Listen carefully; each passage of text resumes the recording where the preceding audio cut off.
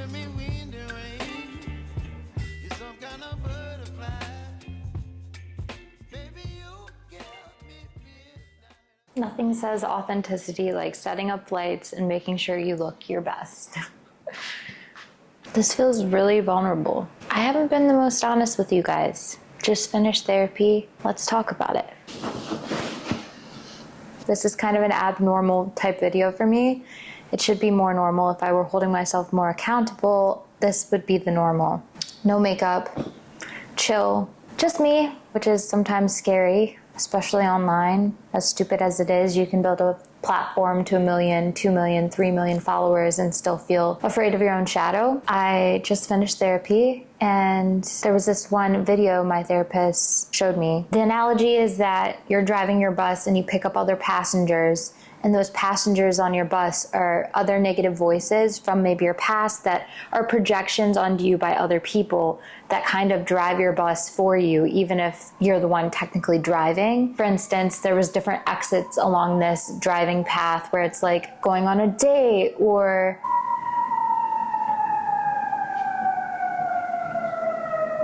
just doing something that you've always dreamed of doing, and how whenever you take that exit and do something that's more in alignment with who you are as a person, or what your actual goals are, those drivers or passengers on the bus can start to get a little louder. The voices kind of become loud and more prominent as you challenge the same old path that you've been driving on. Same old path for me has looked the same since I left my upbringing. If you didn't know, I was born and raised in a religious cult where challenging the norm was not only frowned upon, but like a lot of times you were ostracized at best. A lot of kids didn't have family that they could talk to if they left. And families intentionally withheld affection and love and care as a form of manipulating a child back to the familiar cult. That in and of itself is heavy to process and deal with. So when I left, becoming successful was the only thing that made sense for me, given the fact that if I were to leave everything I known and everything that was familiar to me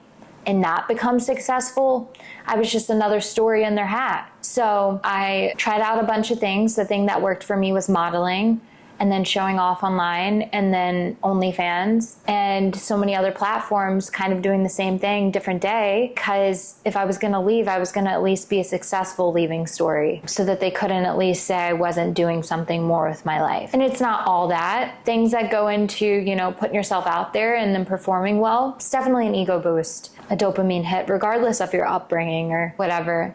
But I haven't been honest. The reasons for which I started YouTube were to be more authentic, and I'm still trying to figure out what that even looks like to me. It's hard to know if I should just put everything out there and be so real with everybody, or if I like the idea of having like a separate life that's outside of this. I don't even know quite yet, but I know regardless, my intentions of starting this YouTube channel was to become more real and vulnerable and honest and not put on a show for once in my life. Growing up, you were taught to compartmentalize literally every bit of who you are if it went against the grain.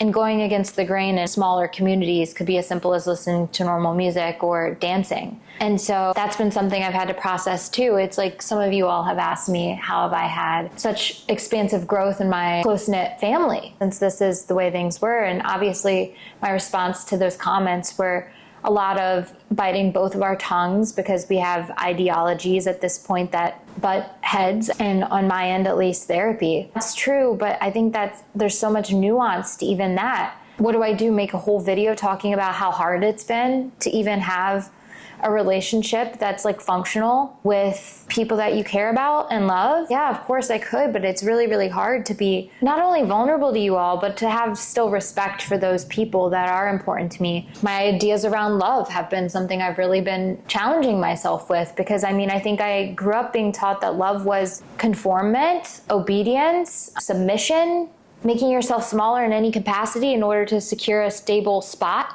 in life.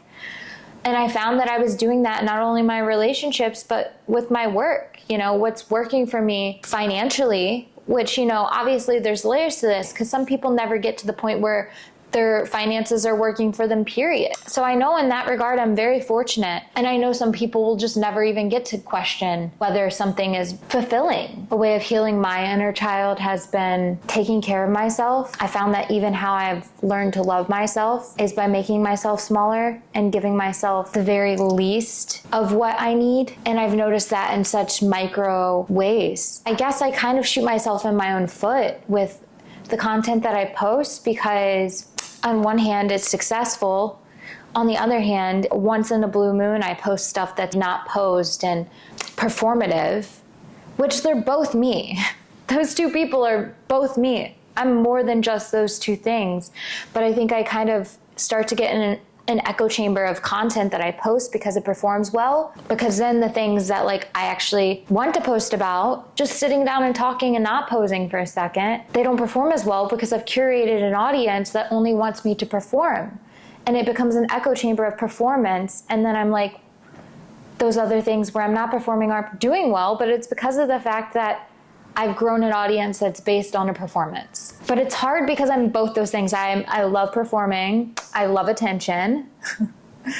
It feels good. I'm hoping I can curate a group of people that get that I have two sides to me at least. I just hope you can see my humanity even behind the performance and appreciate the performance while simultaneously, I want to build a family here, essentially. You know, I think I found some sort of small group that has tuned into my podcast, especially. That's been an area where I was super vulnerable and definitely could have done better with respect to the people I was talking about that were close to me. But I'm just learning and growing, and as are you. And I guess I just don't want to keep shooting myself in the foot by only doing videos that I know will perform well. And I'm hoping that my audience will tune in for not only the try-ons, but also these were all vulnerable moments where I just finished therapy and I'm realizing maybe I'm making myself small by not putting the things out there, even if they don't always perform well, and finding grace for the areas in between. And maybe that's something where you can also do the same. It's hard. It's hard to be kind to yourself. It's hard to be understanding.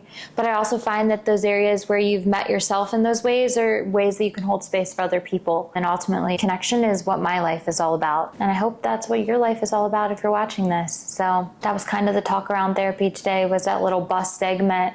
Areas where I'm kind of forfeiting things before they even get a chance to take off. Also loving and accepting the performative nature of some things that I do, and hoping that I can curate a community that isn't narrow-minded. So anyway, that's the update. I know I haven't been creating videos, but it's because I haven't felt like performing the last few days. Didn't feel like putting on booty shorts and cooking. Meet yourself with grace today, though. You've got this, fam, and I will see you in my next video. Bye.